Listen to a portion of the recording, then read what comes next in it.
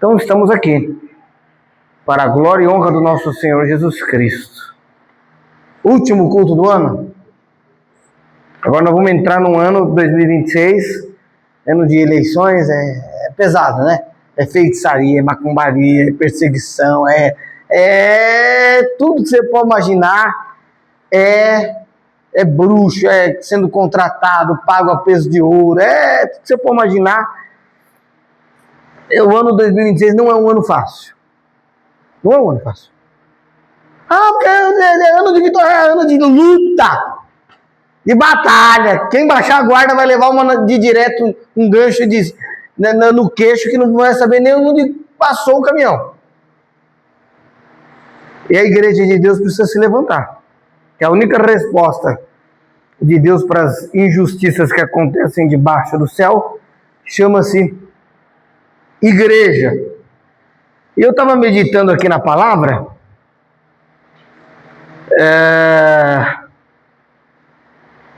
vamos lá. Estava meditando aqui na palavra, meditando sobre o propósito que cada um de nós tem, né? Por quê? Porque o propósito natural do homem é um. O propósito sobrenatural do homem é outro.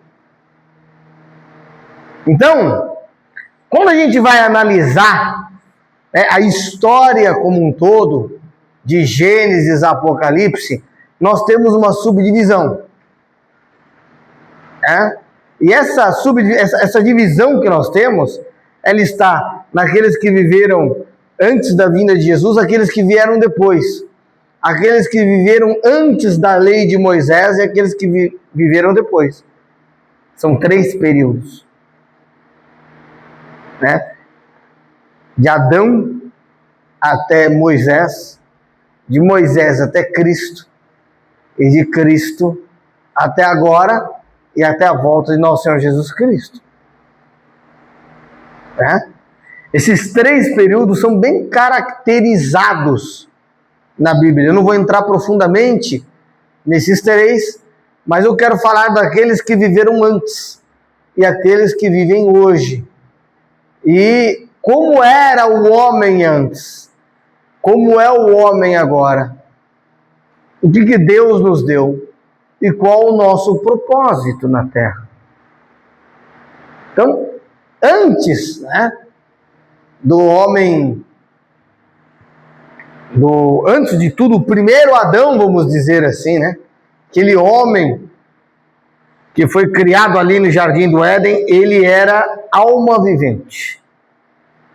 E soprou-lhe nas narinas, vamos lá para Gênesis capítulo 2, versículo 7, aqui ó. Gênesis 2, 7. E formou o Senhor Deus o homem do pó da terra e soprou-lhe nas narinas o fôlego da vida, e o homem tornou-se alma vivente. Alma vivente. Então nós estamos fazendo uma análise do homem ílico, do homem carnal, do homem natural. O que esse primeiro homem faz? Tem até uma discussão que eu não vou entrar aqui, do homem pré-adâmico. E o homem é pré-adâmico? O homem antes de Adão. Mas aí vai entrar numa discussão muito grande. Não vou entrar nessa discussão. Senão nós vamos para a Terceira Guerra Mundial, não é o meu objetivo. Mas existe, dentro da Bíblia, o questionamento. Adão aqui é criado. Ele conhece sua mulher, Gênesis 4, 1. Olha aí, ó. E conheceu a sua mulher e ela concebeu.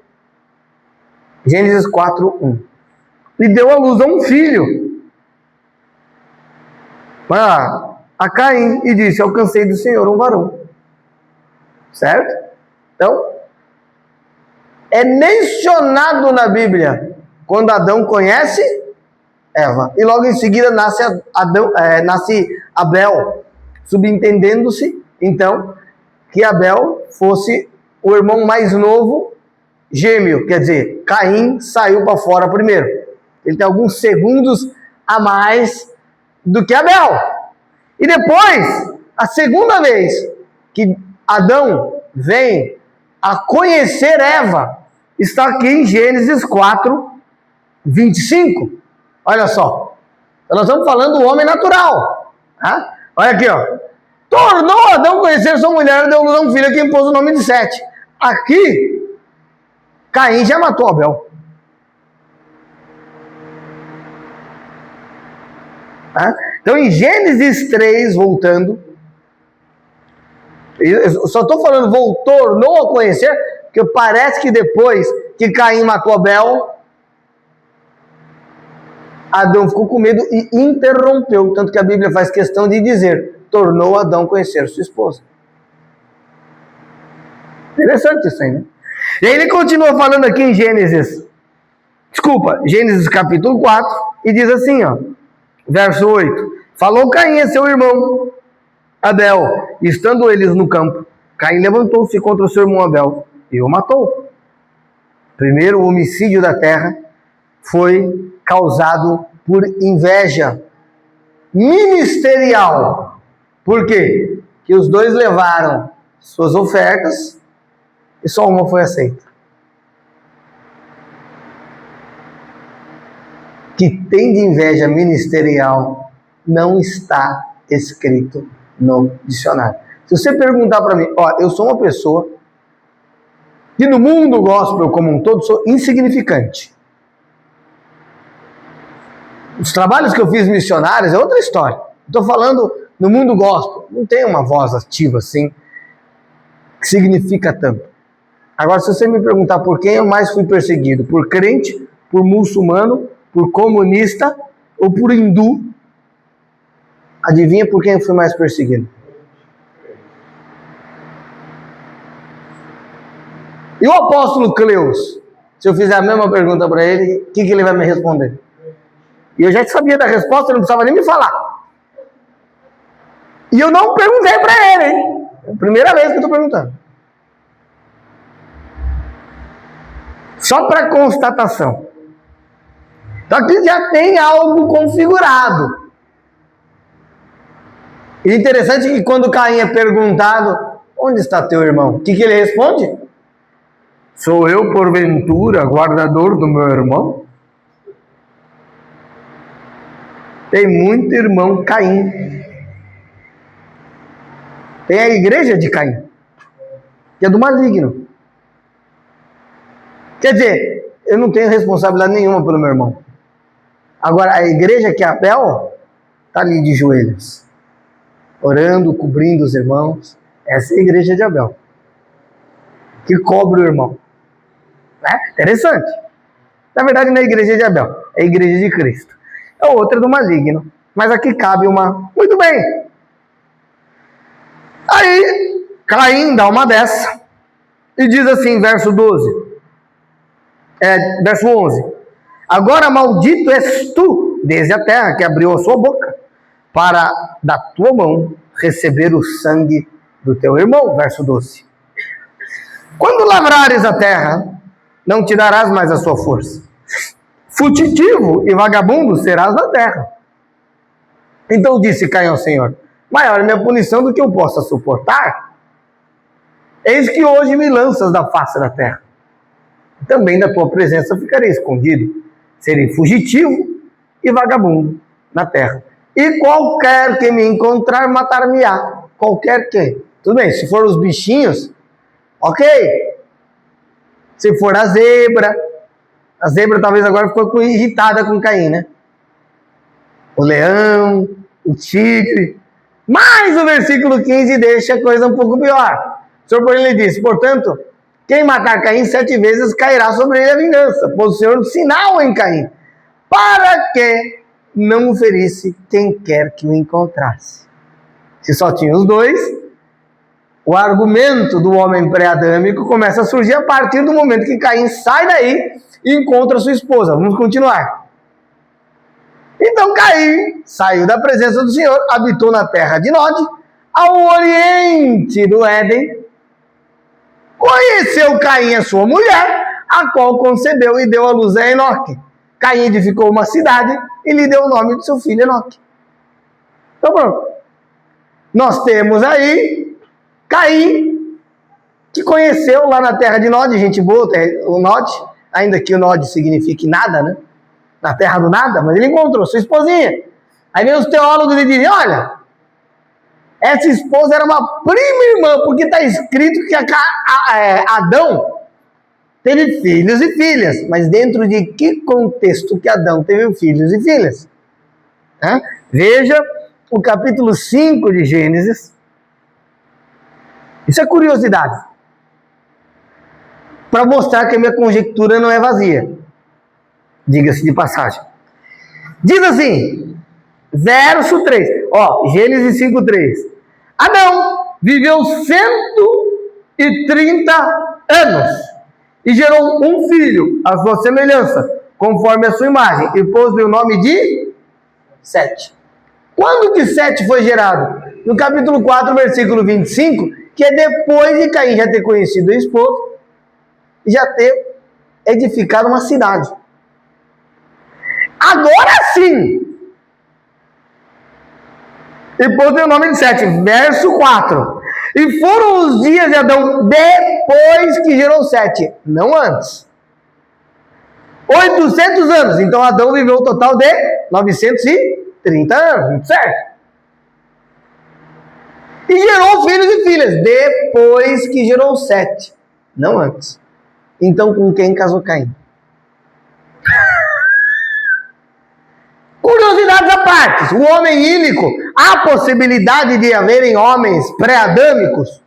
Há, dentro da minha concepção. Eu não vou entrar numa terceira guerra mundial com ninguém.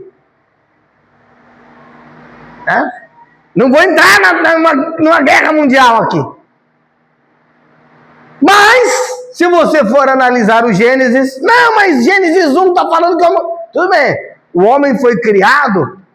O homem de Gênesis 1 não parece ser o mesmo homem de Gênesis 2. Por quê? Porque Gênesis 2,7 diz que o homem foi formado, a palavra hebraica, para formar ali é yatsar, que é formar a partir de o homem do pó da terra. Certo? E o homem de Gênesis 1:27 não foi formado do pó da terra. Foi criado nada. Criou, a palavra criou aqui não é yatsar, é bará do hebraico, que é criado do nada. Você lê, no princípio, Gênesis 1:1, no princípio criou Deus os céus e a terra, criou do nada. Bereshit, quer dizer, no princípio, que na verdade é o nome do livro Gênesis é Bereshit, não é Gênesis, evidentemente. Bereshit bara Elohim, quer dizer, no princípio criou Elohim. Então, no princípio criou, ali é bará, criou do nada. Então quando você está analisando aqui, criou, pois o homem a sua imagem e semelhança. Homem e mulher os criou. O homem de Gênesis 2:7, a mulher foi criada da costela de Adão. Diferente do homem de Gênesis 1:27, que ambos foram criados do nada. Já para começo de conversa. Então, levando em consideração o que Jesus disse lá em Mateus capítulo 13, no versículo 34, veja só. Mas onde é que você quer chegar com isso? Pois é, vocês vão ver. Porque eu só estou falando do homem natural, só para provar para vocês que existe o homem natural. Tá lá. Todas estas coisas falou Jesus às multidões por parábolas. E sem parábolas, nada lhes falava. O que é uma parábola? É uma história da terra que fala acerca de uma verdade impossível de ser descrita com vocábulo humano do céu. Então, você conta uma historinha da terra e ela fala de uma verdade do céu. Essas verdades do céu, elas não conseguem caber dentro do vocábulo humano. Então é necessário adequar há uma historinha. Como quando você está ensinando o seu filhinho de 2 e 3 anos. Você conta uma historinha para ele entender um princípio moral, sim ou não? Porque ele não tem a capacidade, ele não tem repertório para compreender as coisas como um adulto compreende. Só que nós, adultos, para com Deus, somos como o seu filhinho de 3 anos com você. Entendeu? É mais ou menos assim. Você entender direito o que é uma parábola, uma metonímia, uma figura de linguagem, uma alegoria. É uma história que se conta, é uma história que encerra em si mesma uma verdade oculta. Por exemplo, um homem saiu a semear o reino de Deus, que é essa mesma... É só pegar Mateus capítulo 13, no versículo 18. Não, aqui já é a tradução da parábola, versículo 3. Falou-lhes muitas coisas por parábolas, dizendo: eis que um semeador saiu a semear. Tudo bem, o reino de Deus é semelhante a um semeador que saiu a semear. Então o reino de Deus é literalmente um homem com uma mochila cheia de semente no bolso. É evidente que não. Então, as realidades celestiais, espirituais, por que não dizer quânticas interdimensionais? Por que não dizer? Porque Deus com certeza está numa dimensão diferente desta. Mas Ele está numa dimensão atemporal, que é antes do tempo, que é antes do espaço, que é antes de tudo. Sim, isso é uma verdade. Elas são inefáveis. O que é inefável? Que não cabe no vocábulo humano. Por isso são necessários o quê? Parábolas. Então em Mateus 13:34, está dizendo: e falou-lhes muitas coisas, continuando, 13:34, volta lá. E todas essas coisas falou Jesus às multidões por parábolas, e sem parábolas nada lhes falava. Jesus falava alguma coisa sem parábolas? Não. É o texto que está dizendo, verso 35, que essa é a linguagem de Deus. Mas eu tive um sonho. Pode perceber que os sonhos raramente são literalistas, a não ser quando é um aviso. Geralmente os sonhos são numa linguagem que você não entende. Eu sonhei com um negócio fantástico. Porque as realidades do céu são coisas fantásticas. Interessante. Aí olha, para que se cumprisse o que fora dito pelo profeta, abrirei em parábola a minha boca e publicarei coisas ocultas desde o quê? A fundação do mundo. Se levado em consideração que a fundação do mundo se deu em Gênesis, Bereshit 1:1, no princípio criou Deus os céus e a terra. Ali já existe uma parábola. Não necessariamente estamos falando de uma literalidade. E ele fala, e a terra era sem forma e vazia. Ora, na parábola do semeador, o que é a terra? Sendo que a semente é a palavra de Deus. Olha, a terra é o coração do homem. A terra boa recebeu a semente, frutificou. Os espinhos são as coisas deste mundo que sufocaram a semente. Né? Os lugares pedregosos, a semente que nasceu, mas secou porque não tinha profundidade. A semente cai à beira do caminho, quer dizer que você não entrou no caminho. Aí vem o diabo e rouba. Você sai daqui, uma semana depois você não sabe nem o que eu preguei. O diabo roubou a semente. Roubou a palavra do seu coração. Através da distração. À beira do caminho, não está no caminho. Pronto. O diabo rouba. Mas essas 4 terras são 4 tipos diferentes de pessoa? Não. É o seu coração em 4 momentos diferentes. Teve momentos na sua vida que você estava distraído e o diabo te roubou.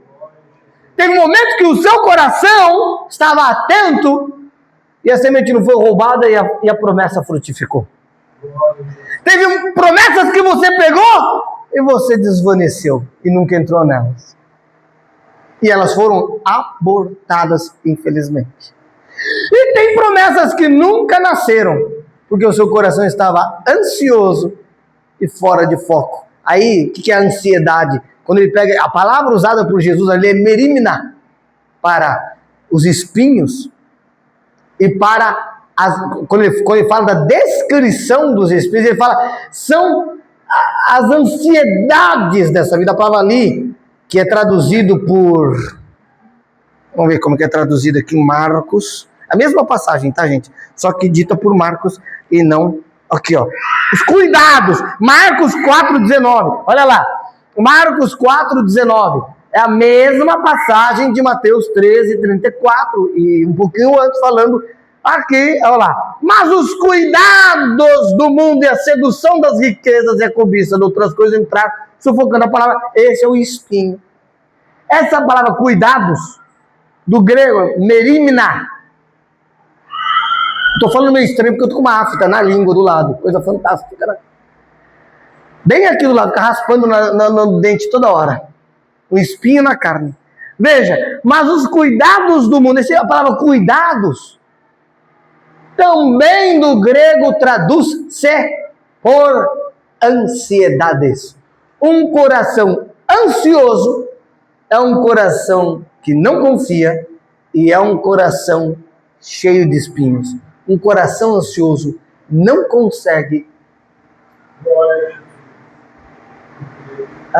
como que eu poderia dizer, não consegue gestacionar uma promessa de Deus. Interessante. Muito interessante. Então, o homem natural, possivelmente pré-adâmico, que eu estou falando numa conjectura baseada, como vocês viram, não é uma conjectura vazia, é uma conjectura embasada.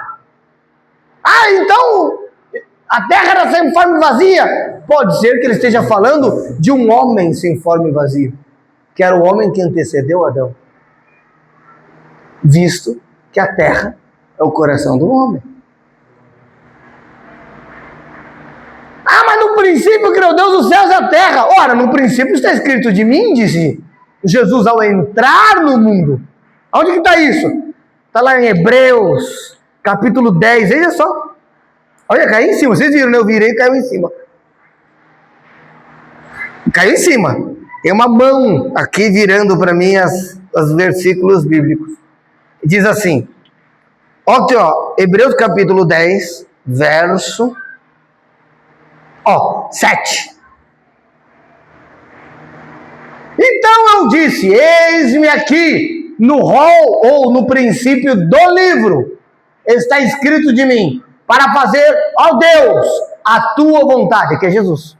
Calma aí, então Gênesis 1 está escrito de Jesus? Olha lá em Colossenses, capítulo 1, no versículo 12. E deixa eu te dizer uma coisa, Moisés nunca pensou nisso aqui, tá? Colossenses 1, 15, não.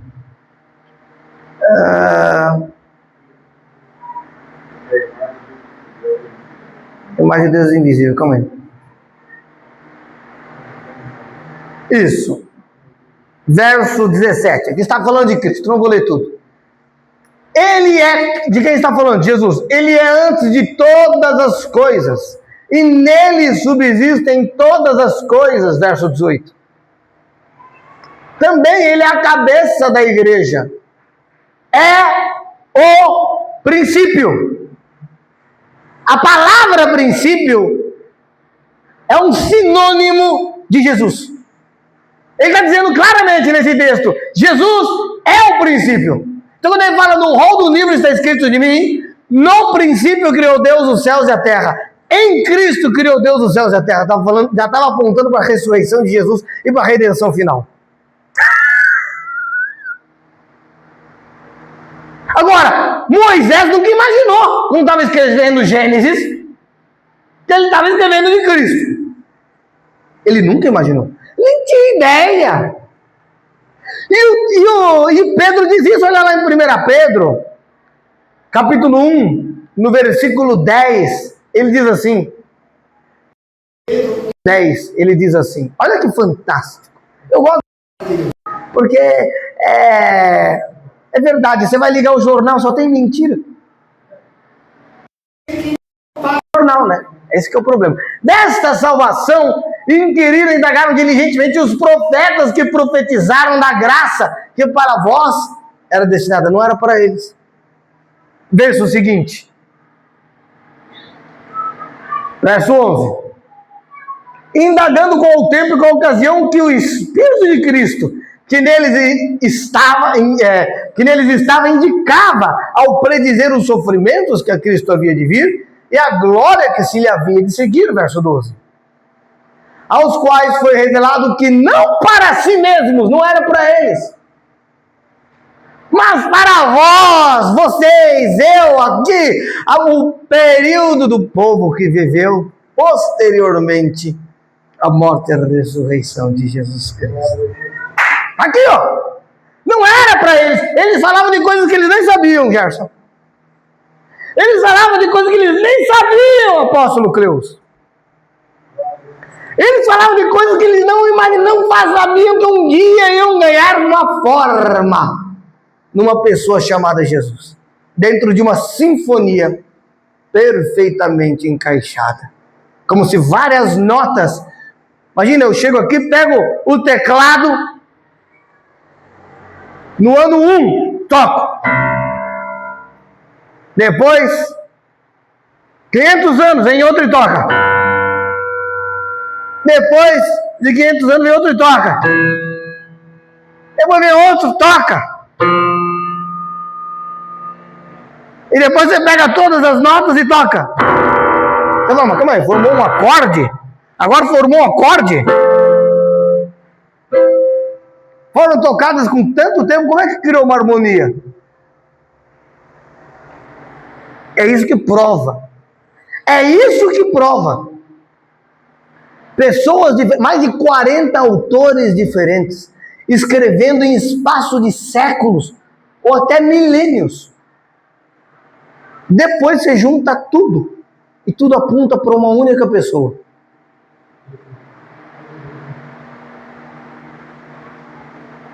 E sabe qual que é a probabilidade disso acontecer? Anunciadas por aqueles que pelo Espírito Santo enviados do céu vos pregou o Evangelho, para as quais coisas os anjos bem desejam atentar. Os anjos ficam assim, nossa, o que é esse Evangelho?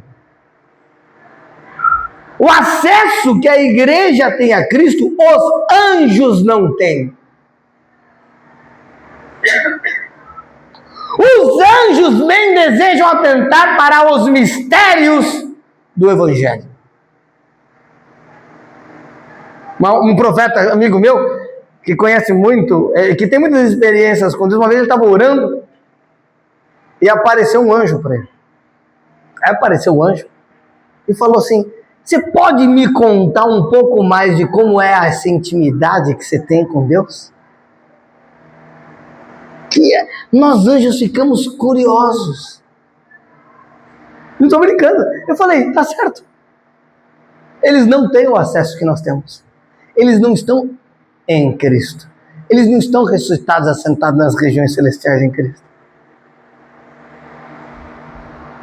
É uma coisa fantástica se pensar. Porque no Velho Testamento, no período, era um culto aos anjos. Era anjo que decidia destino de nação. Era anjo que castigava a nação de Israel. Matava não sei quantos, matava. O exército assírio foram 180 mil que morreram num dia só. Um anjo que apareceu. Agora eu quero ver a última vez que você viu aparecer um anjo para matar 180 mil soldados. Não, você só vê ser humano matando ser humano. Ou pernilongo matando ser humano, né? Eu não sei se você sabe, pernilongo é a criatura que mais mata seres humanos na face da terra. Mais do que todas as guerras e homicídios do mundo somados. Hoje, você multiplicar por 2, dá o que os pernilongos matam. São uma peste maligna. Então veja, tá aqui. Os anjos, qual que foi a última vez que você viu um anjo? Eu não vi. Por quê? Porque Jesus encerrou o ministério angelical. Então, o homem natural, o homem ílico, o homem carnal, ele está ali andando até o momento em que você começa a ter o homem mais almático, mais psíquico, mais intelectual. Você tem ali o período que sai da pré-história, chega através dos homens, que é o homem que começa a entrar dentro da filosofia. Nós estamos falando de Sócrates, Platão, Aristóteles, 600 anos antes de Cristo, 300 anos antes de Cristo. A humanidade está no seu apogeu filosófico. Então você tem um homem que pensa. O homem filosófico, por exemplo, existia, inclusive citado aqui quando Paulo chega nas regiões ali em que ele está pregando o evangelho, ali em Atos, ele chega e ele encontra alguns irmãos que eles eram da linha filosófica estoica. Os estoicos acreditavam que qualquer tipo de entrega aos movimentos da alma eram sinônimos de fraqueza. Então, um estoico nunca daria risada na sua vida. Um estoico nunca choraria na sua vida. E foi uma das filosofias mais fortes da antiguidade e que tiveram o maior poder de influência sobre o homem antigo, o homem grego. O contrário eram os filósofos peripatéticos. O que era o peripatético? Você já viu o Pateta? No gibi do Mickey Mouse? Sim ou não? O que é o Pateta? É um cara sério? É um bobão. O peripatético é exatamente aquele que se entregava às paixões da alma. Estou falando da linha filosófica. O estoico, tinha estoico que nunca deu uma risada na vida. Se desse uma risada, significava que você era fraco. Estoicismo.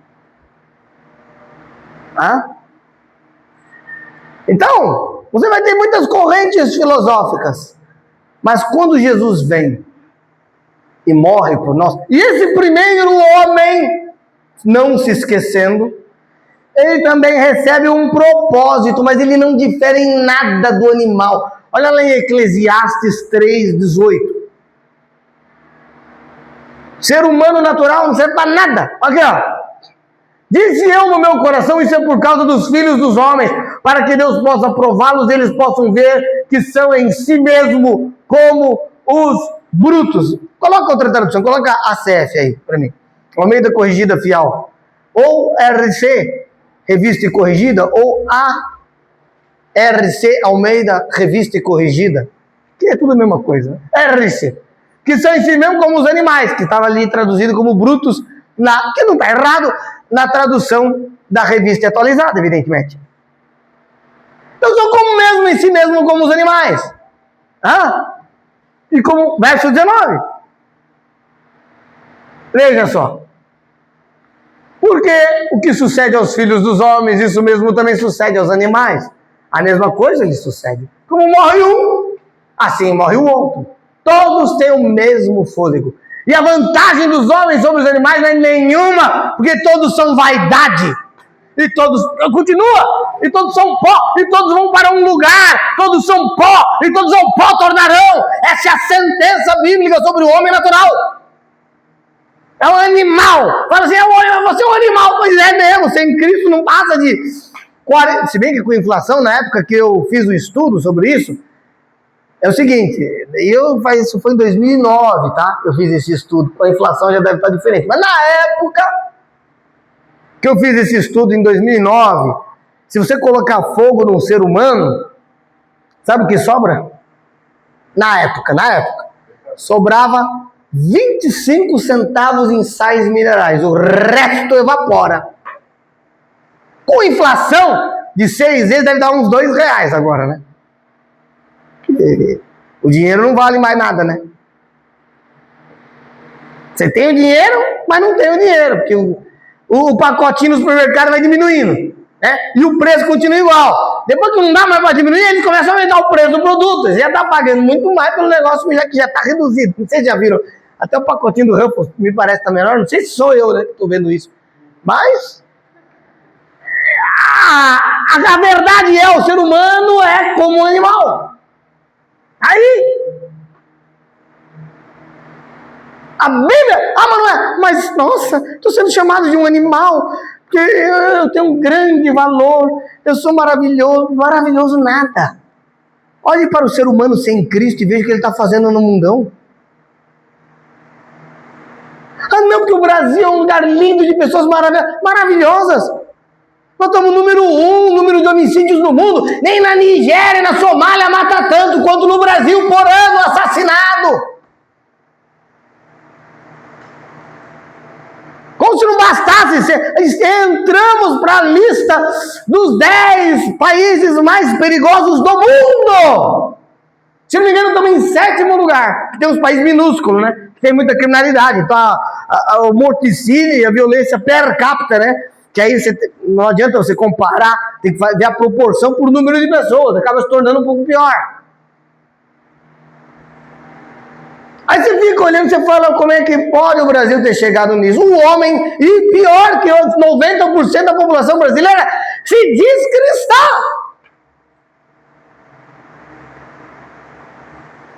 Será que são cristãos verdadeiramente, que têm Cristo no coração? Se fossem, meu amigão, o Brasil não teria 3 vezes o número de estupros que tem na Índia, por ano.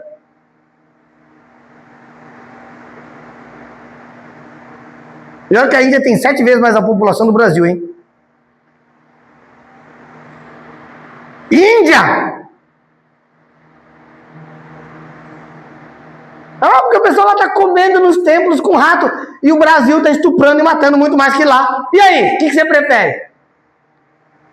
Desculpa, jogar a verdade. Não, por que você está falando isso? Estou falando isso que um amigo fala a verdade. A gente está iludido, acreditando que nós estamos num paraíso, e nós não estamos no paraíso. Se a igreja não se levantar, se homens diferentes nessa nação não se levantarem, a vaca já foi para o brejo, não é que vai daqui a alguns anos, não, já foi. Pior que Deus deu até uma visão acerca disso. Não vou falar sobre isso agora, mas Deus mostrou que a vaca já estava no brejo, por isso que eu usei esse termo. E já estava morta e estava em estado de decomposição. Quer dizer, já estava morta. Aí eu falei, Deus, que visão terrível, melhor que a visão de Ezequiel, porque ele viu logo um vale de ossos secos. Pelo menos não está seco, está em decomposição. Eu falei, um pouquinho melhor mesmo, né? Ele orou, virou um exército que depois venceu. Então, vamos começar a profetizar sobre os que estão em estado de decomposição. Né? Melhor que nada. Melhor do que um bando de ossos secos, que já não tem mais nada para servir para nada. E mesmo assim deu. Então, pela fé é possível. Já vou chegar lá. Ser humano é um animal. E a Bíblia está falando isso, não sou eu. Acabei de ler para vocês.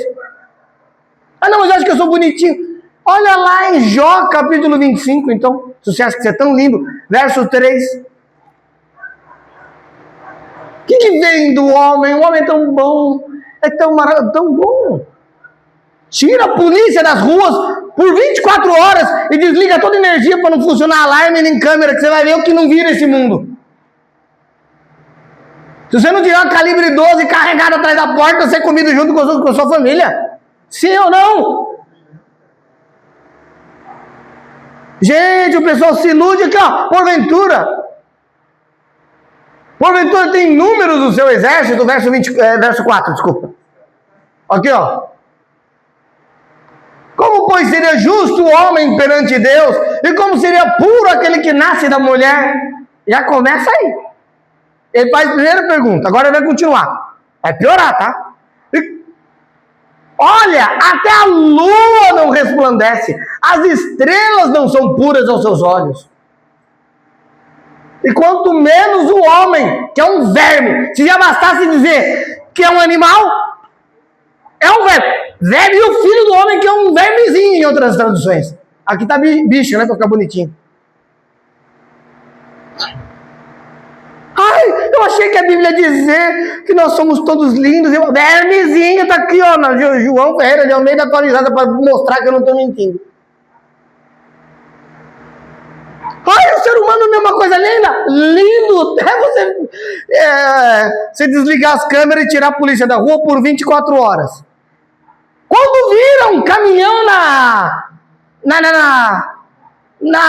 serra, parece formiga, Henrique.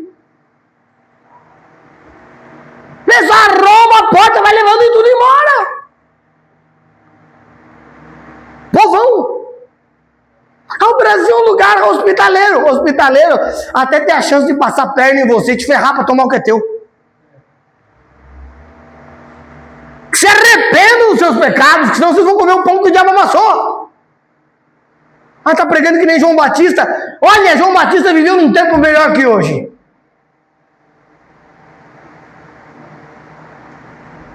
Do jeito que a coisa tá, vermezinho. Não, mas eu ajudo a vovozinha a atravessar a rua. O quê? Na verdade, você tá jogando com a sua consciência. Tá subornando a sua consciência. Sua consciência tá tão pesada. Tanta bobagem que você faz. Que é para compensar. E para ver se Deus te premia pela compensação, você faz um ato. Não porque você ama. Porque você tá com peso na consciência. Por isso, até as boas ações do ser humano é barganha. Mas pelo menos fez caridade. O que está lá em 1 Coríntios capítulo 13?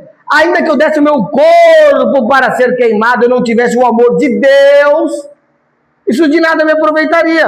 Aqui, 1 Coríntios capítulo 13, verso 3. Ainda que eu distribuísse todos os meus bens para sustento dos pobres, e ainda que eu entregasse o meu corpo para ser queimado, não tivesse o amor de Deus, isso de nada me aproveitará. Você pode fazer a caridade sem ter o amor de Deus no seu coração. É só ver um político em tempo de eleição, lá na minha cidade. O camarada foi lá e asfaltou uma estrada de terra, faltando 10 meses para as eleições. Ganhou as eleições. Passou 2 meses, começou a esburacar. Era tão fina a camada de asfalto, que não deu 2 meses. O cara literalmente não falou quanto que é para passar uma camadinha só para enganar a turma e eles votarem em mim.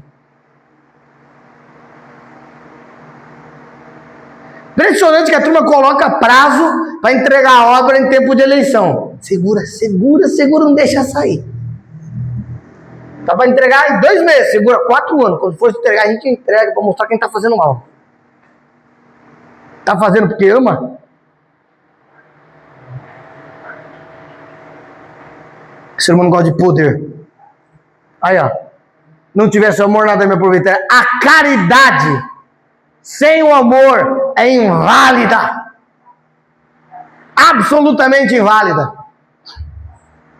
Sem o amor de Deus, não vai te levar para o céu. Os espíritas vão dizer, pela caridade sois salvos, porque eles acreditam que você é salvo pelas obras. Nós não somos salvos pelas obras, nós somos salvos pela fé em Cristo.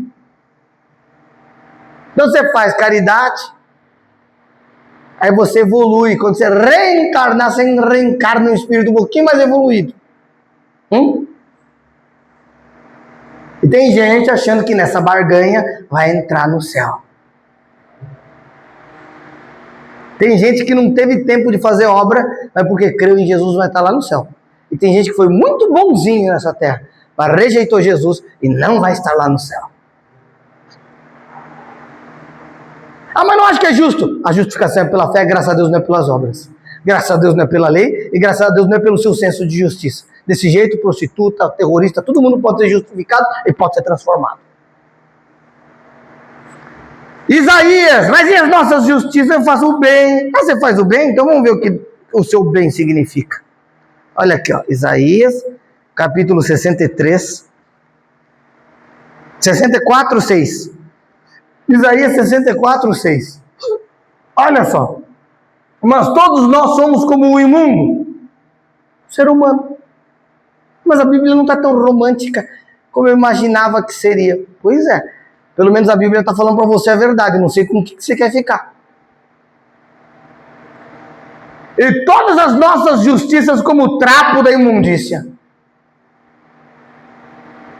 Trapo da imundícia, isso, trapo da imundícia, um monte de pano que se colocava nas regiões íntimas da mulher para quando ela menstruasse numa época em que não havia absorvente. Estes panos cheios de sangue da menstruação feminina chama-se trapo de imundícia. Essa é a sua linda justiça própria. Que coisa fantástica, não? Nossa, mas que texto forte, que palavra forte, para ver se o ser humano acorda. Vê que sem Cristo não é nada, olha lá. E todos nós caímos como folha, e as nossas culpas como um vento nos arrebata. Depois vem o homem, que pensa um pouco. O homem filosófico colocava alguns limites sobre si mesmo. Veja os gregos, veja os estoicos, veja, tem um monte aí de linhas filosóficas. Mas com Jesus surge o homem espiritual.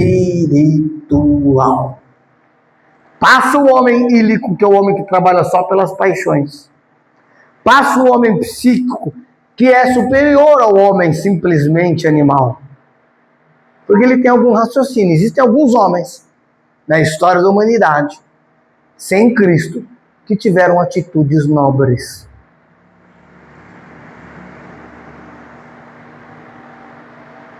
O homem psíquico. Houve. Mas em Cristo surge o homem que não é mais ílico, animal, não é mais psíquico ou intelectivo. Surge o homem pneumático. Ah, mas o que é o homem pneumático? A pneumatologia, dentro da teologia, é a matéria que do Espírito Santo. Por que o homem pneumático? O homem pneumático é o homem espiritual. Quando Jesus diz, porque aquele que é nascido do Espírito é como o vento. Como é que está escrito em grego? Como o pneuma. De onde vem a palavra? Pneu. Pneu de carro tem o que dentro? Ar. A palavra para espírito no grego também pode significar vento. Ar. A palavra para espírito no hebraico também pode significar vento. Qual que é a palavra? Está lá. E o Espírito de Deus pairava ou soprava sobre a face das águas. E disse Deus, haja luz e houve luz. Gênesis 1:3 agora, né? Mas aí ele diz assim, o Espírito de Deus, a palavra Espírito ali, do hebraico, Ruach. Mas por que Ruach? Porque pode ser Espírito, verso 2. Porque pode ser Espírito, mas também, e o Espírito, aqui essa palavra Espírito, é Ruach. Ruach, do hebraico. Mas por que Ruach? As palavras no hebraico, engraçado isso. As palavras no hebraico, elas tendem a ter a sua fonética de acordo com o seu significado. Então, por exemplo, como é que o vento faz quando você está escutando ele e está batendo bem forte o vento, fora da cidade, no campo? Você ouve o quê?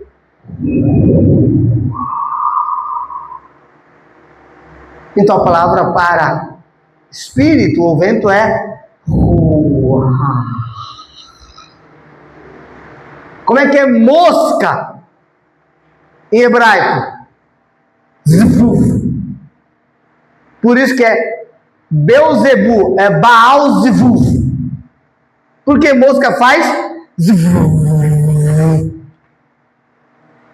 Engraçado. Então, o homem pneumático, né? O homem pneumático é um homem espiritual. E Jesus diz que você ouve o vento e você não sabe de onde veio, nem para onde vai. Assim é todo aquele que é nascido do Espírito. Jesus é o primeiro que vem falar sobre o novo nascimento.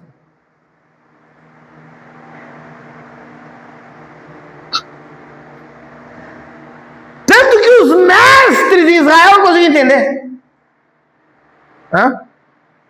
Chega Nicodemos, em João capítulo 3, versículo 1, ele vem ter com Jesus de noite.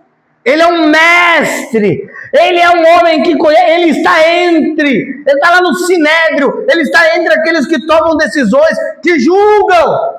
João 3, 1, não é 3, 31 não. É que com a minha língua desse jeito vai ser difícil entender tudo que eu falo, mas glória a Deus por isso. Aí,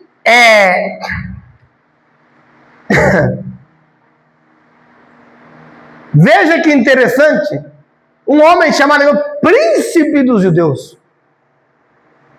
Príncipe que eu estou falando é um dos superintendentes. Não é qualquer pessoa. Agora deixa eu ver aqui.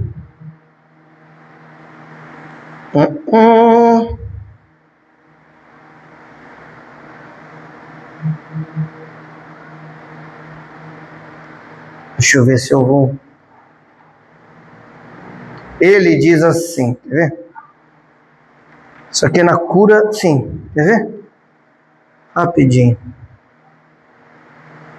É aqui.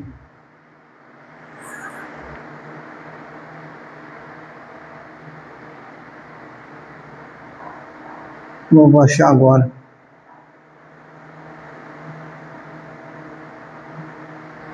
Será que é aqui? Não.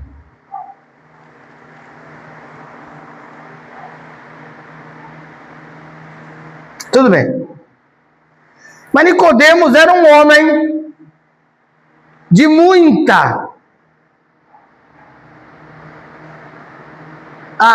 não, mas aqui é Caifás, não é... Deixa eu ver se no 18:4 ele fala.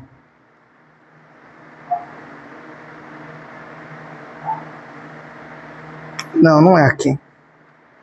Mas é num desses momentos em que a turma volta e eles vão falar de Jesus, e fora de João capítulo 3 está lá Nicodemos. Deixa eu ver aqui no meu celular. Mas então, Nicodemos, um dos principais, ele não era qualquer pessoa. Quando Jesus chega no versículo 3, João 3:3, e fala com ele, olha lá, aquele que não nascer de novo não pode ver o reino de Deus. O que Nicodemos pergunta? Verso seguinte, é o verso 4. Disse-lhe Nicodemos: como pode um homem nascer sendo velho? Porventura pode tornar a entrar no ventre de sua mãe e nascer?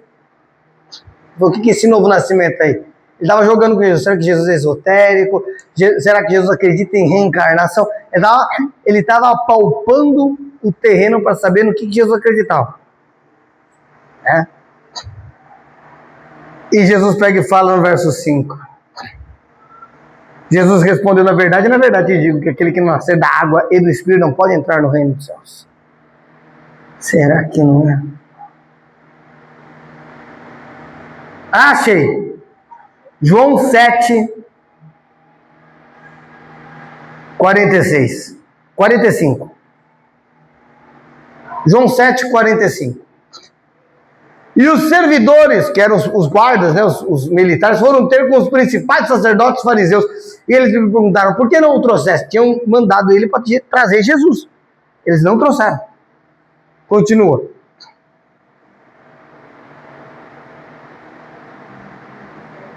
Responderam-lhe os soldados, né? Nunca homem falou assim como esse homem. O cara vai para prender, ele ouve o discurso dele e desiste de prender. Veja como que não era Jesus. Continua. Responderam-lhes, pois os fariseus: também vós fostes enganados? Creu nele, porventura, alguns dos principais ou dos fariseus? Mas esta multidão que não sabe a lei é maldita. Nicodemos, que era um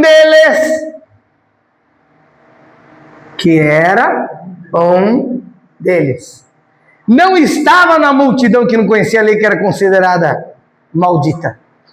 Estava entre os que julgavam, que mandavam prender Jesus ou não. Aqui, ó. Que de noite fora ter com Jesus, para ninguém ter dúvida, disse-lhes, olha só, porventura condena a nossa lei um homem sem primeiro ouvir o que ele e ter conhecimento do que ele faz? Ele tinha voz ativa, é como se Jesus fosse um dos ministros do STF no Brasil. É como se fosse o Fux lá no julgamento. Todo mundo falando bobagem, ele faz uma defesa de 12 horas. É mais ou menos assim. Aí ele diz aqui, ó. Verso 52. Responderam eles e disseram-lhe: és tu também da Galileia? Examine e verás que da Galileia não surgiu nenhum profeta. Coitados. Não entenderam como todas as coisas se ocorreram. Muito bem. Nicodemos ficou estupefato. Nicodemos pergunta para Jesus: pode um homem porventura tornar a entrar no ventre de sua mãe e nascer? Nicodemos não entendeu que era novo nascimento. Aí Jesus chega e fala, verso 5, aquele que não nascer da água e do Espírito não pode entrar. Aí no versículo 6, Jesus continuou, João 3,6. Aquele que é nascido da carne, é carne. A sua identidade é carne. É aquele animal que nós lemos, aquele verme, desculpe dizer. Ah, mas você que está falando, não, eu li a Bíblia. Vocês olhar feio, eu volto lá para Jó. É carne. E carne não é coisa boa, não, mas o coração do homem é bom. O coração do homem é bom. Me dá até raiva quando eu escuto esse tipo de coisa. Olha lá em Marcos 7, 21. Vai falar do lindo coração do ser humano natural. Não estou falando do que é nascido de novo, não. Porque do interior do coração dos homens saem, deixa eu tampar aqui, os bons pensamentos, pureza, a caridade, não é? Vamos ler?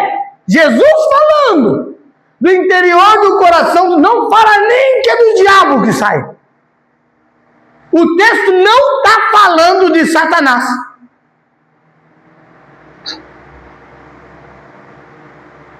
Você acredita que o ser humano consegue ser pior que o diabo? E eu lhe provo na Bíblia. Por quê? Te provo. Olha só o que sai do coração do homem. Maus pensamentos, adultérios, prostituições. Homem não tem nada de bom? Nada. Verso 22. Os furtos, avareza, maldades, engano, dissolução, inveja, blasfêmia, soberba, loucura. Verso 23. Todos esses males procedem de dentro e contaminam o homem. De dentro dele, essa naturezinha fantástica do ser humano.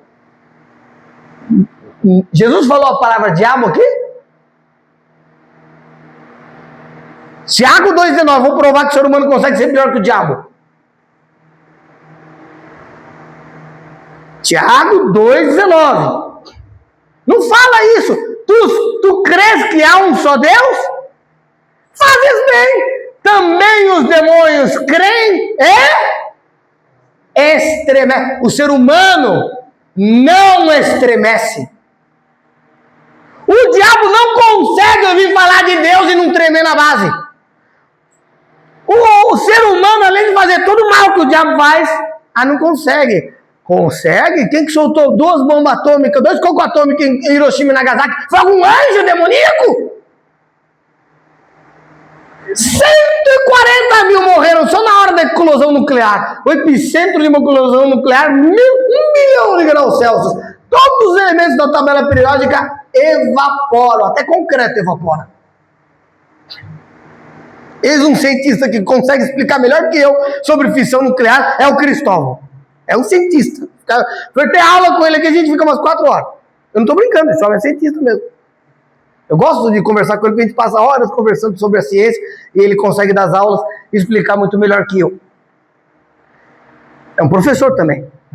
Ele gosta de ensinar, né? Está ensinando seus netinhos, só que agora foi morar lá nos Estados Unidos. Só a graça. E ele fala o seguinte: os demônios querem e estremecem. Tá aí.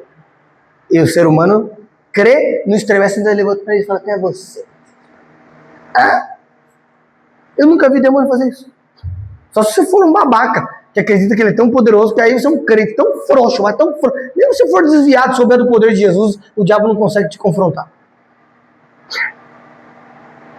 Mas se você crê tanto no poder dele, aí ele estufa o peito. Até aí. Não falei para você? Ser humano é coisa boa? Vou provar mais uma vez que não é. Olha lá em Romanos capítulo 3. O pessoal fala tanto sobre o ser humano ser bom. Ser humano bom? Eu estou procurando isso. Romanos capítulo 3. Verso 10. Está aqui. Novo Testamento, para ninguém reclamar. Como está escrito, não há um justo, nem sequer um.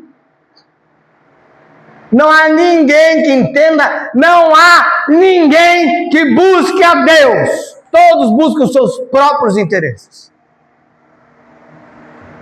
Aí, continua. Todos se extraviaram juntamente, se fizeram inúteis. Além de ser um animal, o verme ainda é um inútil. E não estou fugindo das palavras bíblicas. Não estou. Nada do que eu disse até agora eu falei na minha cabeça. A não ser a conjectura de que talvez Caim tenha casado com um ser que existia antes de Adão ser criado, que cabe aí uma terceira guerra mundial, que depois a gente briga por causa disso. Não há quem faça o bem.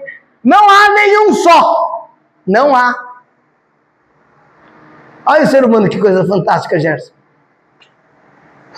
Sua garganta é um sepulcro aberto. Sua língua trata enganosamente. Peçonha de áspides está debaixo dos seus lábios. A inveja. Nossa, amiga, como você emagreceu, como você está linda. Desgraçada no coração. Desgraçada, está mais bonita que eu. Emagreceu. Não é inveja? Já nasce com a desgraça. Todo ser humano nasce com inveja no coração. Aí como que eu venço a inveja? Só tem um caminho. Toda vez que você se sentir mal pelo sucesso do outro, você ora para o outro ter mais sucesso, até o sentimento ir embora do seu coração. Se não fizer isso, a inveja te toma. Todo ser humano já sentiu inveja na vida. E se você disser que não, você é o suspeito número 1. De ser o mais invejoso de todos. Cuja boca está cheia de maldição e amargura. Nossa, o ser humano é uma coisa fantástica, né? Os seus pés são ligeiros para derramar sangue.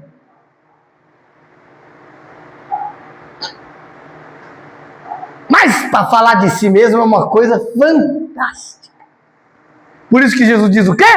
João capítulo 5, versículo 31. Olha só o que Jesus já disse. O ser humano não tem Cristo, começa a falar de si mesmo, suspeite. Se eu testifico de mim mesmo, o meu testemunho não é verdadeiro, já diz Jesus. É falso. Ah, porque eu sou tão bom, porque em 1942, meu filho, você precisa de Cristo. Nossa, mas eu tenho um amiguinho, ele é tão maravilhoso, ele é tão bom. Ele faz o bem, ele tem um coração bom, ele é cheio de cultura, ele é um homem próspero, é uma mulher próspera, faz tudo, só falta se converter, só falta tudo, seu energúmeno. Só falta tudo, é treva. Não é bem assim? Efésios, capítulo 2, versículo 1. O homem fora de Cristo não presta e vos vivificou. Por que vivificar? Dar vida. A quem? A quem está morto. Estando vós mortos em ofensas e pecados, se não fosse Jesus vir até nós nunca conseguimos chegar lá. Ainda bem que ele veio até nós. Verso seguinte: em que em outro tempo andar segundo o curso deste mundo, segundo o príncipe das potestades do ar do espírito que agora opera nos filhos da desobediência, Então, suspenso nos ares, todos aqueles que seguem o curso deste mundo, eles estão sendo governados segundo principados e potestades nas regiões celestiais, que operam em todos os filhos da desobediência, os que não amam a Jesus. O texto é claro. Ah, não, então quer dizer que o quê? Quer dizer que os que estão lá seguindo o curso do mundo são o quê? Filhos do diabo. Mas não pode mais falar isso hoje em dia. Não. É a Bíblia que está falando então. Não está falando isso. Então vamos ver o que está falando o verso seguinte, verso 3. Entre os quais todos nós antes andávamos, nos desejos da carne, fazendo a vontade da carne e dos pensamentos. Ah, deu na telha, eu faço. Ah, mas me deu vontade, eu faço. Não estou nem aí. Tá bom, então, vai fazendo o que você quer, bem quer. E éramos, por natureza, filhos da ira, como também os outros também. Filho do quê? Filho de Deus? Mas não somos todos filhos de Deus? Não. Para ser filho de Deus tem que nascer de novo, sepultar o corpo do pecado, se arrepender dos seus pecados, se arrepender no remorso, virar 180 graus e ir numa direção oposta. A palavra arrependimento do grego é metanoia. É virar 180 graus e marchar numa direção oposta. Estou lendo a Bíblia. Aí o texto. O texto está aí. Mas o pessoal gosta de se iludir. Com o quê? Não, porque Deus te chamou para prosperar na terra de fato. Faz parte das promessas de Deus. Mas você tem compromisso com o pecado. Tem compromisso com o erro. E colocou a prosperidade material acima do valor da sua alma. Que importa o homem ganhar o mundo inteiro e perder a sua própria alma? Que dará em troca da sua alma?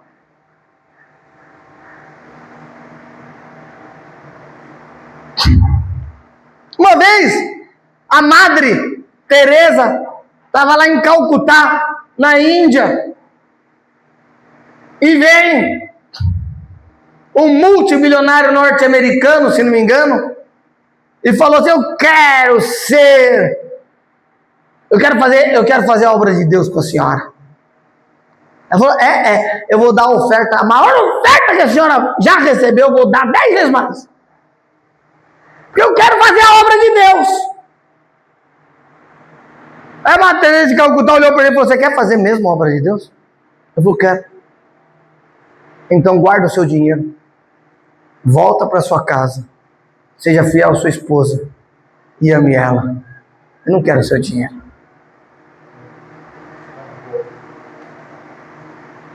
Ah, mas eu sou multimilionário, está no 5º casamento. Você é um fracassado.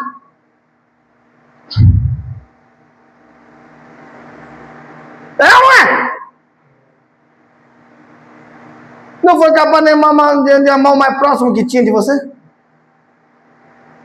A Bíblia fala que eu tenho que amar o inimigo para ser filho do Pai. Se eu tenho que amar o inimigo para ser filho do Pai, imagina amar o próximo, que é meu marido e minha esposa. Qual que é a pessoa mais próxima do Gerson na face da terra? E quem que é a pessoa mais próxima de você na face da terra? Quem é a pessoa mais próxima do Henrique? Esposa.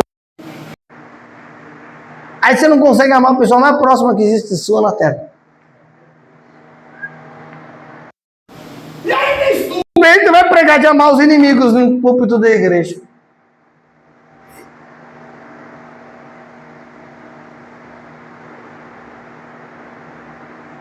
Complicada a situação, né? Complicada a situação. Mais rápido, hoje não pode falar de nada hoje, né? Tem que falar: eis que é o Senhor teu Deus, te digo que você vai ganhar uma mansão. Espero que você tenha uma mansão, que a sua alma esteja ajustada, você não tenha compromisso com eu, nem com o pecado, e você prospere muito e possa fazer o bem. Agora, você está comprometido com o erro, com o pecado, com a desgraça, se converta antes que seja tarde. Você viu o camarada lá que fez nem lembro aquele joguinho, The Call of Duty. O camarada com a Ferrari dele, saiu na curva, morreu. Agora, essa semana. Ferrari. Saiu, bateu, o pessoal correu lá, arrancou o corpo dele, estava pegando fogo na Ferrari, conseguiram arrancar ele de dentro da Ferrari, morreu. Novo, bilionário, morto. Espero que seja de Cristo. Não estudei mais sobre a vida dele, não vou julgá-lo. Não cabe a mim isso. Espero que ele fosse de Jesus. Só isso. Só espero que ele fosse de Cristo. Então, o homem espiritual, ele é chamado por Cristo com capacidades sobrenaturais de amar, de perdoar. Esse homem natural, ele é mesquinho, invejoso, não pisa no meu carro. Pisa no meu carro, vai ver só. Aí chega Jesus e fala, perdoa 70 vezes 7. 70 vezes 7. Porque Jesus falou assim, Jesus, até quanto devo perdoar, meu irmão? Até 7 vezes? Pedro achou que estava abafando. Dentro da cultura judaica, se o cara fosse o supra-sumo da lei, ele perdoaria uma mesma pessoa que pecou contra ele 3 vezes no dia. Aí Pedro dobrou isso e ainda colocou mais 7. Olha só. Ele falou assim, agora Jesus vai me elogiar. Pedro, você cedeu a justiça dos escribas e fariseus. Parabéns. Pedro achava que ele ia receber assim, né? Porque ele cedeu. Então o que eu tenho que fazer, Jesus? Perdoar 7 vezes? Aí Jesus olha bem para ele e fala, Pedro, não digo que 7, mas 70 vezes 7. Aí vem o jovem rico e ele falou, vende tudo que dá para os pobres. Jesus não falou isso para Nicodemos, por exemplo, não falou isso para José de Arimateia, mas falou para ele. Porque isso é o que ele não estava disposto a abrir mão por Deus. Se fosse esse negocinho, Jesus ia falar, larga esse negocinho, só para cutucar. E aí o jovem rico, que foi muito bem pregado na semana passada pelo apóstolo Cleus, que falou do jovem rico, perdeu a oportunidade. E foi embora, mesmo Jesus tendo olhado para ele e amado. Foi embora. Então Jesus já chega e fala, e aí? Vai vende tudo que tem e dá aos pobres. Por que ele não fez isso? Porque ele era um legalista. Dentro da lei de Israel, dentro da lei mosaica, quando você era próspero materialmente, significa que você era um cumpridor da lei. E você descendia de pessoas que também eram cumpridoras da. Quando você era miserável, você era um maldito. Foi você que pecou o seu pai, o seu avô. Porque eu visitaria a maldade dos filhos até a 3ª e 4ª geração. Então o jovem rico é rico. Então todo mundo olha, a Israel inteiro olha falando, nossa, que abençoado. Aquele cara é bom, ele é próspero, ele é o espelho de tudo aquilo que nós queremos ser. Então eu acho que isso significava mais do que o dinheiro para ele. Que ele ia entregar tudo para os pobres, ele ia entregar tudo para os malditos, segundo a lei. Para o pessoal olhar para ele e falar, não era aquele que era rico, agora está pobre? O que ele fez? Pecou para perder tudo? Para ser amaldiçoado? Por causa do amor que ele tinha pela lei. Era um legalista. Tudo eu tenho cumprido desde minha mocidade, que mais me falta? Aí os discípulos chegam para Jesus e falam, Jesus, aos homens é impossível salvar-se. Aí Jesus responde, aos homens, de fato, é isto impossível. O homem não pode salvar-se. O homem a si mesmo não pode fazer nada pela sua própria salvação. Nada.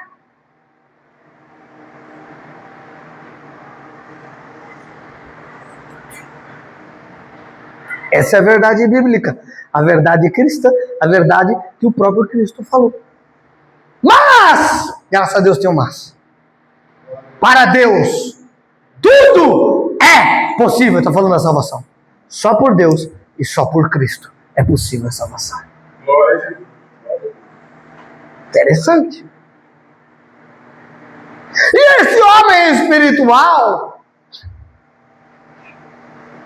o que ele recebe de Jesus? Quando ele nasce de novo, abandona o pecado e entra para dentro do corpo de Cristo. Olha, o que Jesus fez por nós é tão maravilhoso, porque olha o que o texto vai dizer. Efésios, capítulo 5, versículo 7. Olha lá o versículo 7. Portanto, não sejais seus companheiros. É 5:8. Porque noutro tempo éreis trevas, mas agora sois luz no Senhor. Andai como filhos da luz. Outrora, antes de estarmos em Cristo, o que nós éramos? Trevas. Pode voltar um. Treva em pessoa. Ele não está dizendo que nós tínhamos trevas. Ele está dizendo, éreis as próprias trevas ambulantes. E ele é o ser humano, além de animal, inútil, verme, justiça é um trapo de imundícia, além de tudo ainda é treva. Agora, depois do novo nascimento, sois luz aonde? Dentro do Senhor, no Senhor. Fora dele, meu amigo, continua sendo treva. Estou lendo a Bíblia. Estou lendo a Bíblia. As pessoas começam a me olhar feio, já vou para a Bíblia, que aí o pessoal já fica confrontado por ela. Não é por mim, né? Porque o argumento ad hominem é demais, né? O pessoal, toda vez que é confrontado por uma ideia, ele tenta descaracterizar a pessoa que disse para se sentir justificado. Ela te ataca. Porque se eu destruir você, eu destruo o seu argumento. Isso se chama argumentum ad hominem. É o que mais se usa nos debates políticos por aí afora. Assunto satélite e argumento ad hominem. Então veja, aí, treva. Agora sois luz do Senhor. Ora, então primeiro detalhe, o homem espiritual é luz. Mateus 5,14. Primeira coisa, o homem nascido de novo, que está em Cristo, é luz. Vós sois a luz do mundo. Mas calma aí, a luz do mundo não era Jesus? De fato, está lá em João capítulo 8, versículo 12. Um versículo, não sei se é até mais conhecido que João 3,16, João 8,12, né? Que diz, falou-lhe Jesus outra vez dizendo, eu sou a luz do mundo. Quem me segue não andará em trevas, mas terá a luz da vida. Só que aí muda. E chega em Mateus 5,14, agora Jesus não é mais a luz do mundo. Quem que é? Você. O que significa que você é uma extensão e uma continuidade do próprio Cristo na Terra. Por isso que nós somos o corpo de Cristo. O corpo de Cristo é o próprio Cristo. O corpo do Abner é o Abner. O corpo do Gerson é o Gerson. Se eu matar, se eu dar um tiro no coração do Gerson e matar o corpo do Gerson, eu mato quem? O Gerson, meu Deus do céu. Quando Saulo está perseguindo a igreja, ele encontra com Jesus no caminho para Damasco, cai no chão, ali em Atos capítulo 8, 9. Saulo, Saulo, por que me persegues? Mas calma aí. Ele não estava perseguindo, Jesus estava perseguindo igreja. Mas quando Jesus aparece para ele, ele fala: porque você estava me perseguindo. Me perseguindo. Ah, estou perseguindo um cristão, você está perseguindo Cristo. Por quê? Porque o corpo de Cristo é você. A igreja não é só a luz do mundo, como está lá em Mateus 5,14. Não se pode situar uma cidade sobre o monte. O homem nascido de novo, ele é a luz do mundo. Ele é herdeiro de Deus. Lá em Romanos, capítulo 8, no versículo 14, ele diz assim: porque todos os que são guiados pelo Espírito de Deus, esses são filhos de Deus. Ah, mas não sou guiado pelo Espírito de Deus. Pode estar na igreja sendo usado pelo diabo. Segue a vontade do diabo, mesmo na igreja, que você é filho do diabo, que você está obedecendo ele. É ele que te guia.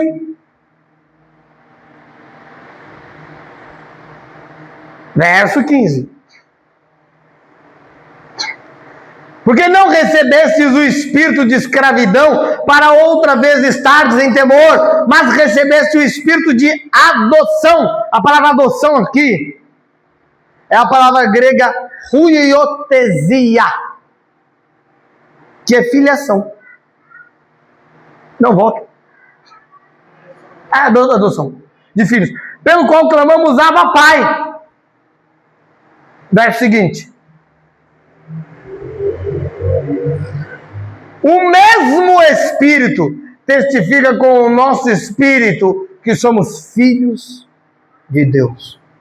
Verso 17. E se nós somos filhos, somos logo, portanto, todavia, o quê?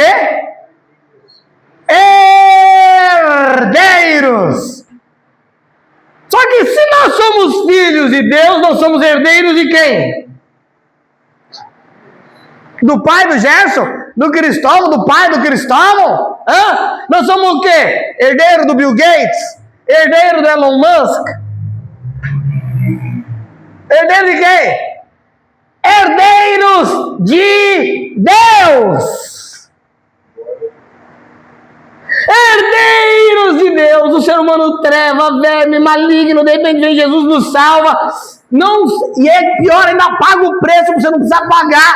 A única coisa gratuita, porque alguém pagou o preço, porque nem para essa pessoa foi gratuita, que foi Jesus,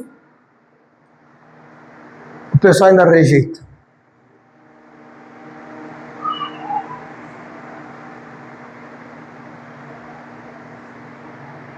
Herdeiro de Deus e co-herdeiro. Sabe o que é um co-herdeiro de Cristo? É tão herdeiro quanto. A Sulamita é co-herdeira do Abner. A Sulamita é minha irmã, que estava aqui agora. Quer dizer, ela é tão herdeira quanto o Abner de tudo que os pais têm. Nós somos co-herdeiros de Cristo. Você está entendendo que tudo que Cristo recebeu do Pai é nosso?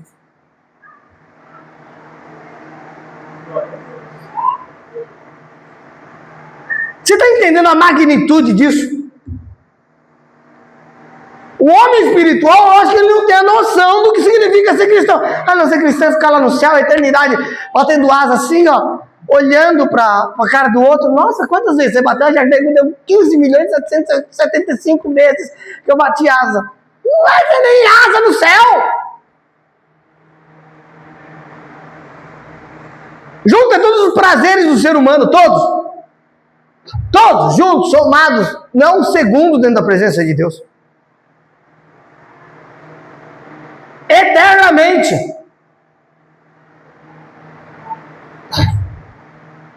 É lixo, é nada. É a mesma coisa que você começa a comer aquele prato gostoso, daqui a pouco você está tão empanzinado na ceia de Natal que você não quer mais comer nenhuma colherada de nada. Mas é bom, não é? Enjoou. Até o que é bom enjoa. Não, eu acho que é engraçado. Pessoal, antes do casamento, quer fazer sexo. É pecado fazer sexo fora do casamento, é fornicação. Prostituição. Hã? É. Aí casa. Agora, é pecado não fazer sexo. Não quer mais.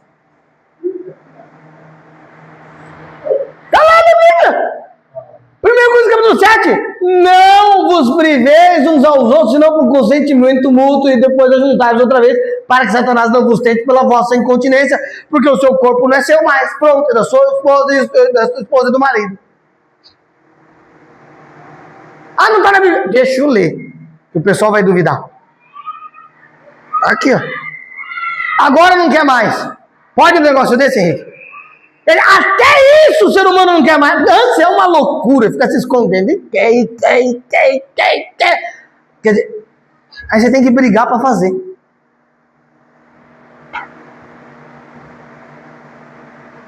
Casamento, o camarada acabando o casamento, o que acontece? Não, nasceu nosso filho, enfiou na cama, nunca mais tirou. Mas pelo amor de Deus, já ouviu falar na palavra babá eletrônica, não? Começou a chorar a criança, vai lá, amamenta em outro quarto. O casamento vai acabar. Mas enfia uma criança lá, não tira mais. Ainda usa a criança de escudo, demônio. Eu não sei, olha gente, eu perco a paciência. Aí vai o seguinte, aí você tem que falar, será que dá para parar com isso? É impressionante. Quer dizer, antes do casamento é uma loucura, todo mundo quer fazer. Depois que casou, agora não quer mais. Tem que brigar. Porque lá no pastor, o pastor falava, faz amor com a sua mulher, faz amor com o seu marido. Tem que ouvir isso do pastor, não é possível. Né? Até isso enjoa no ser humano. Até isso enjoa no ser humano. Os prazeres da carne são efêmeros, mas a glória de Deus não perece. Não é como a flor que murcha e a folha que seca. É eterno. E é muito mais do que tudo que você já imaginou. Muito mais. O ser humano não faz a ideia do que é. Herdeiros de Deus, co-herdeiros de Cristo. Não posso deixar de ler 1 Coríntios 7, senão o pessoal vai falar, olha lá, não falou. Está aqui, ó. 1 Coríntios 7:3. O marido paga a mulher o que lhe é devido. Ah, eu não quero ter dívida, então não case. Eu sou muito feliz. Casou, adquiriu uma dívida que nunca será paga. Inadimplentes gospel. Se bem que todo cristão tem uma dívida, porque ele fala ninguém devais coisa alguma, a não ser o... Então todos são inadimplentes. Mas aqui no caso é uma dívida dupla. O marido paga a mulher a devida benevolência. E da mesma sorte a mulher ao marido. Aqui, já contraiu dívida e não tem para onde correr. Verso seguinte. A mulher não tem poder sobre o seu próprio corpo. Meu corpo, minhas regras. O demônio na sua vida. Sai da minha frente antes que eu fique perca a paciência. Não existe meu corpo, minhas regras. Nosso corpo é templo do Espírito Santo de Deus, não é nosso.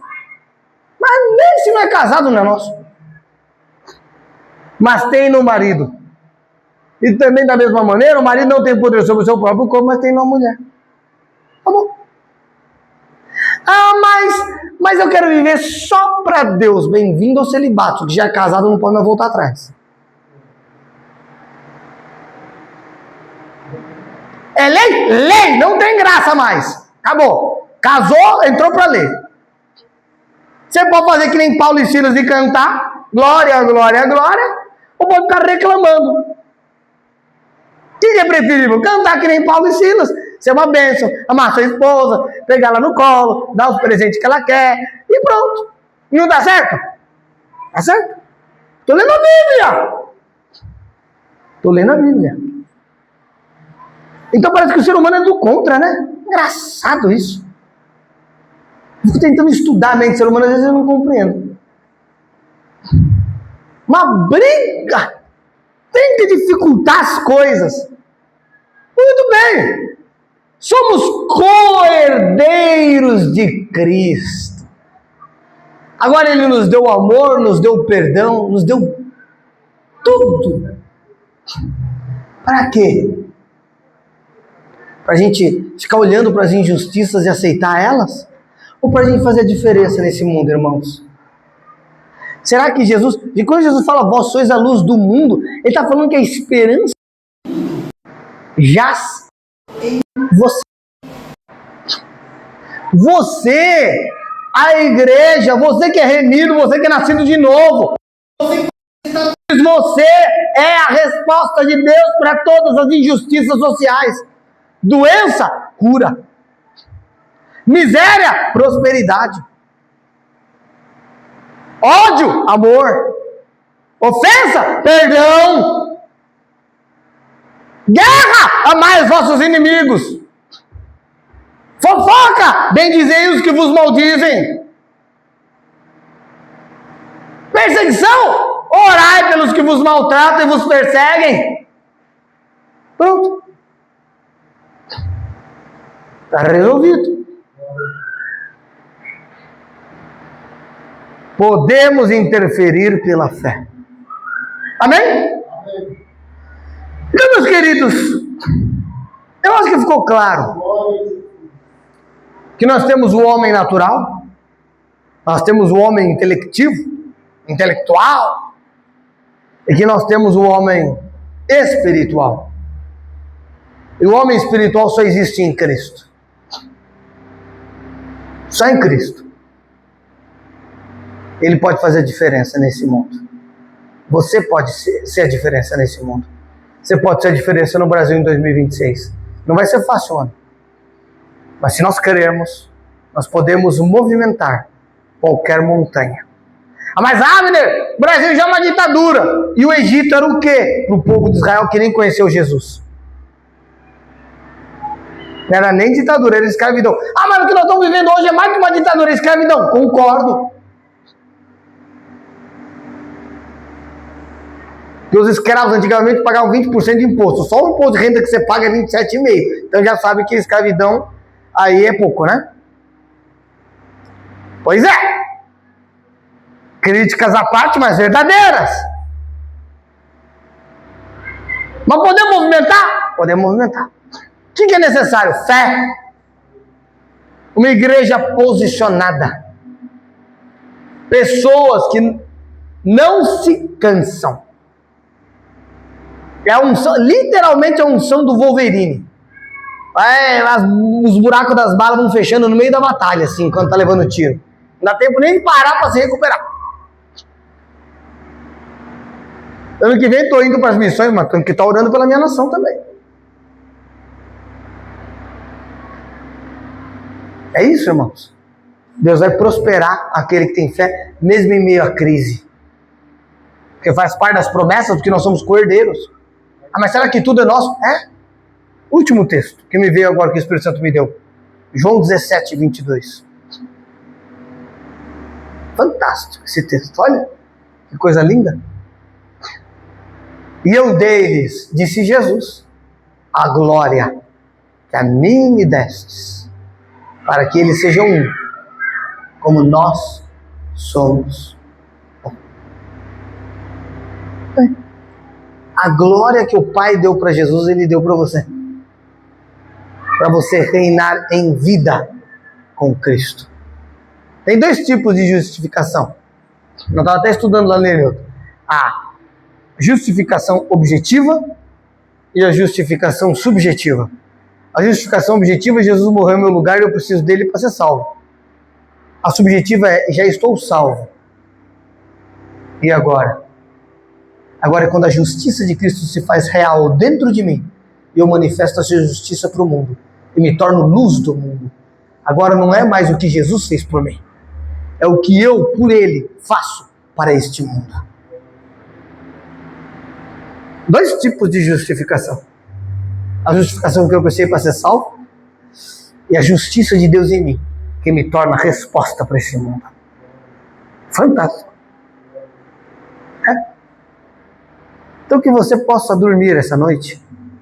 Não desligue dessa palavra.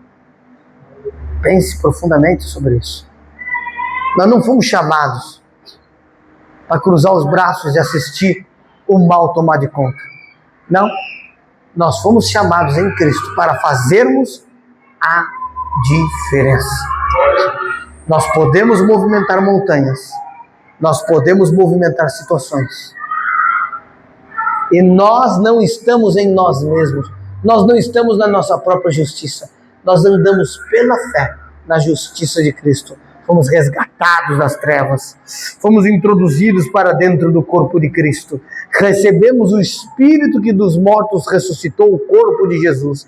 Ele habita dentro de nós. Jesus subiu ao alto e deu dons aos homens. Nós temos dons espirituais para edificação mútua, para transformarmos este mundo e cumprirmos com a profecia de tantos homens de Deus que profetizaram que o Brasil seria o celeiro do mundo.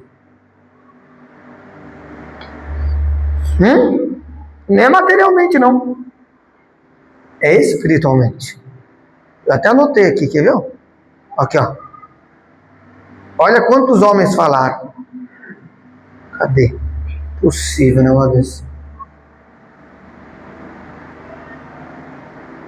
Eu anotei, mas eu anotei numa sessão separada. Eu faço um monte de anotações. Mas Billy Graham, Reinhard Bonnke, Valnice Milhões, tentando achar aqui ainda. São muitos, eu não vou achar agora, porque eu perdi a minha anotação. Glória a Deus. Tá aqui. Fazer o quê? E achei que estava separado aqui, cliquei e não estava. Glória a Deus. Mas assim, eu anotei mais de 10, 11, os maiores avivalistas do mundo. Benny Hinn, Billy Graham. Billy Graham sozinho ganhou 110 milhões de almas para Jesus. Reinhard Bonnke ganhou 79 milhões de almas para Jesus. Todos eles tiveram visões e profetizaram, falando que o Brasil seria o celeiro do mundo, que enviaria missionários para o mundo inteiro. Irmãos, olhando para o Brasil do jeito que está, faz sentido essas profecias desses caras? Pode até não fazer, como não fez sentido para Ezequiel olhar para aquele vale de ossos secos. Mas uma voz disse para Ezequiel: profetiza sobre esses ossos. E quando ele começou a profetizar sobre esses ossos, tudo isso se transformou num exército que batalhou e venceu. Não interessa o tamanho das trevas, contanto que você não perca a sua luz e não deixe de ser luz desse mundo. Quanto mais densas as trevas, mais forte a luz que brilha. E eu gosto do texto de João 1, que diz: e a luz veio ao mundo, e as trevas não prevaleceram contra ela. João 1, isso, 5. A luz resplandece nas trevas, e as trevas não prevaleceram contra ela. Eu fui ver essa palavra no grego, prevalecer, não conseguiram engolir essa luz. Ah, mas a treva nunca pode engolir a luz. Olha para um buraco negro. Tá aqui um cientista. Buraco negro engole ou não engole luz? Pronto. Aí. Quer dizer que esse buraco negro desse mundo tentou engolir a luz que era Jesus, mas não conseguiu. A luz que engoliu as trevas. E você acha que esse buraco negro desse mundo não quer engolir a sua luz também? Quer, mas não deixa a sua luz apagar. Quanto mais densas as trevas forem, mais a sua luz tem que brilhar.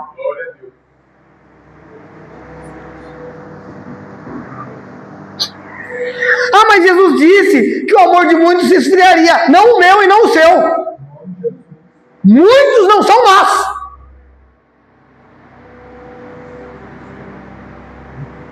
Não eu. Enquanto houver fôlego no meu pulmão, o amor vai estar quente. E o meu coração vai estar queimando pelo Senhor. Não no meu turno. Não no meu turno. Os inimigos não vão invadir enquanto eu estiver no muro ali. Fazendo a guarnição. Talvez outra geração, quando a gente tiver morrido, mas na minha não. Mesmo que for um bando de pão com banho, nós vamos orar. Esse vale só secos vai ressuscitar, vai fazer alguma coisa. Amém? Amém. Então é isso, meus irmãos. Coloque-se de pé.